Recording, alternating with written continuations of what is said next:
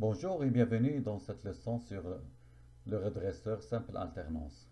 Donc, un redresseur simple alternance est composé d'une source de tension alternative, ici dans le schéma UI, et d'une diode de redressement, ici, placée en série. Donc, la tension alternative est placée en série avec la diode. Dans un circuit, en série, placé en série, dans un circuit alimentant une charge. La charge est ici. Donc, et on va prendre le premier cas d'une diode idéale. Donc, pendant la demi-période positive, donc ici, dans cette période-là, dans cette demi-période, pardon, la diode est conductrice. Elle agit comme un interrupteur fermé. Par contre, pendant la demi-période négative, donc ici, pendant la demi-période négative, la diode est bloquée. Elle est polarisée, on dit qu'elle est polarisée en inverse et agit comme un interrupteur ouvert. La tension aux bornes de la charge demeure nulle pendant toute la période, l'alternance négative. Donc on n'a pas de tension aux bornes de la charge. Et on va aller voir comment schématiser ça. Donc je reprends ici. On a dit que pendant l'alternance positive, la diode ici, il agit comme un interrupteur fermé et elle laisse juste passer les alternances positives, comme on voit ici. Et pendant la demi-période où l'alternance négative, la diode agit comme un interrupteur fermé. Donc la tension demeure nulle pendant toute l'alternance négative, donc ici. Et on vient ici pour définir les termes. Donc ici, U, c'est la tension sinusoïdale d'entrée. Donc ici, U max, elle est ici. C'est la valeur maximale de l'alternance. Donc que ce soit l'alternance négative ou positive, ça c'est le signal d'entrée. C'est le signal U. C'est un signal sinusoïdal. C'est la tension sinusoïdale d'entrée. U max, on l'appelle valeur crête de la tension sinusoïdale d'entrée. U efficace, c'est la valeur efficace de la tension sinusoïdale d'entrée. Par définition, la valeur efficace de la tension est égale à 0,707 multiplié par la valeur crête, U max. Donc ici, on vient ici. Donc VR, donc au bord de la charge, donc on a dit qu'on a juste l'alternance positive. VR max est égal à U max. Avec une valeur moyenne VCC, donc par définition, V moyen ou VCC est égal à Vmax divisé par P, est égal à 0,318 Vmax.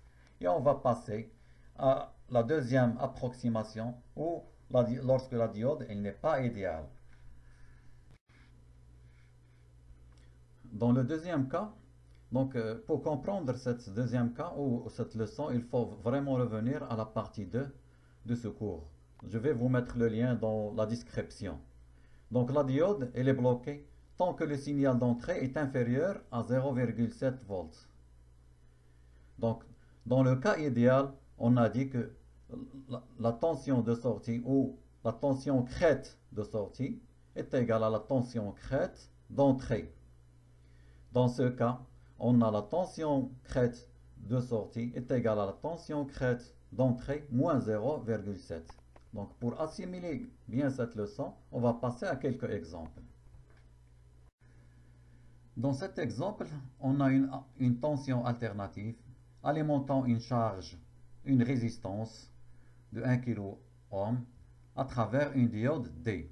Et on nous demande de calculer la tension crête et la tension continue sur la charge R. Donc on sait que la tension crête de signal d'entrée est égale à la valeur efficace divisé par 0,707. Or, on nous donne la valeur efficace ici, c'est 12 volts, divisé par 0,707 est égal 16, à peu près 16,97, c'est à peu près 17 volts.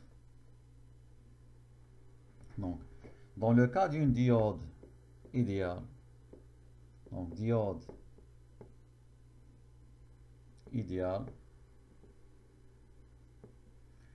on a dit que la tension crête de sortie sur la charge, donc la tension sur la charge R crête est égale à la tension d'entrée crête. Donc VR max est égal à U max, qui est égal à 17, à peu près 17 volts.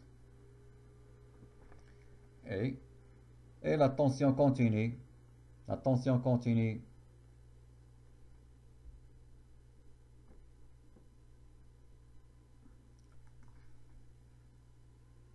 est égale à V,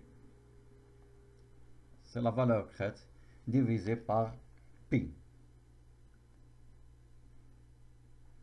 est égal à 17 divisé par 3,14. On trouve à peu près approximativement 5,41 volts.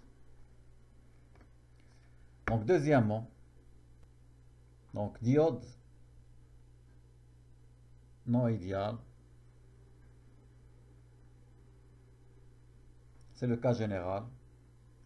On a dit que la tension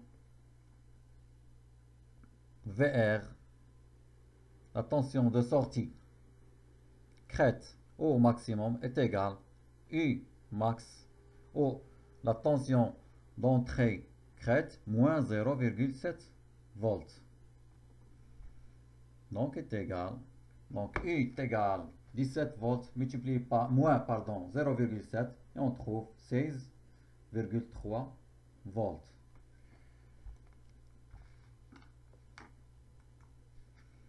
Et la tension continue sur la charge VCC est égale VR crête divisé par pi, qu'on vient de trouver 16,3 divisé par 3,14. On trouve approximativement 5,19 volts. Et on va continuer avec les exemples pour bien assimiler cette leçon. Dans l'exemple 2, toujours sur les redresseurs simples alternance, nous avons un circuit composé d'une tension d'entrée sinusoïdale de valeur efficace 120 volts, un transformateur qui transforme la tension pour qu'il soit supportable par la diode, avec un rapport de transformation de 8/1, alimentant bien sûr une charge. Il s'agit ici d'une résistance de 1 kΩ. Et on nous demande de calculer la valeur crête et moyenne sur la charge, sur RC. Donc, on a le rapport de transformation. Le transformateur a un rapport de transformation.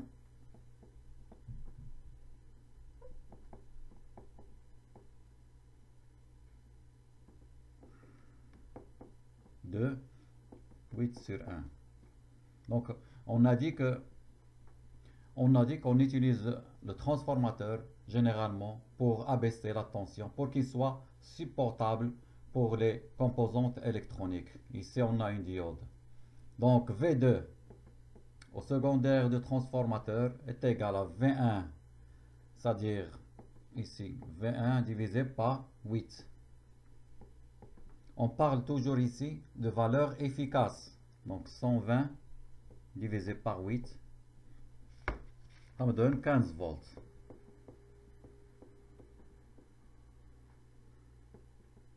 Donc la tension ici efficace au secondaire de transformation est égale à 15 volts. D'où la tension crête d'entrée UM est égale la valeur efficace V2 qu'on vient de trouver divisé par 0,707. Donc est égal à 15 divisé par 0,707 et on va trouver une valeur de approximative de 21,22 volts. Et on va étudier les deux cas. Donc, premièrement, la diode D idéale. La diode D ici. Alors, la valeur crête de la sortie sur la charge, la valeur crête de sur la charge est égale à la valeur crête de l'entrée, est égale à 21,22 volts.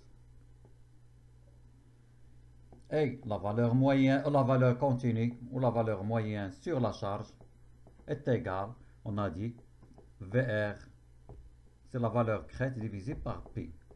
Donc est égal à 21,22 divisé par 3,14, ça me donne 6,76 volts. Donc, on a répondu à la question pour le cas d'une diode idéale. Deuxième approximation. La deuxième approximation, c'est que la tension de sortie, la tension crête VR moyen à la sortie ou à la charge ici est égale à la tension d'entrée ou la tension crête d'entrée moins 0,7. Donc il faut toujours revenir à la leçon, à la première leçon ou à la deuxième leçon, pardon. Je vais mettre le lien dans la description, vous allez trouver le lien dans la description.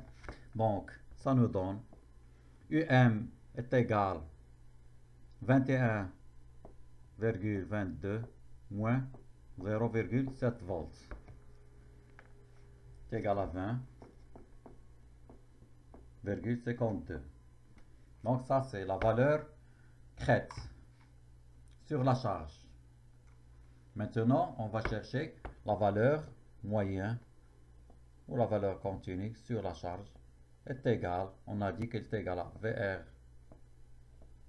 c'est la valeur crête sur la charge divisée par P, est égal à 20,52 divisé par 3,14. Ça nous donne 6,54.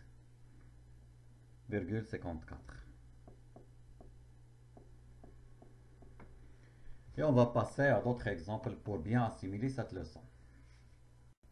Merci de votre attention. N'oubliez pas de vous abonner à votre chaîne et je vous donne rendez-vous, Inch'Allah, pour une nouvelle leçon. Merci.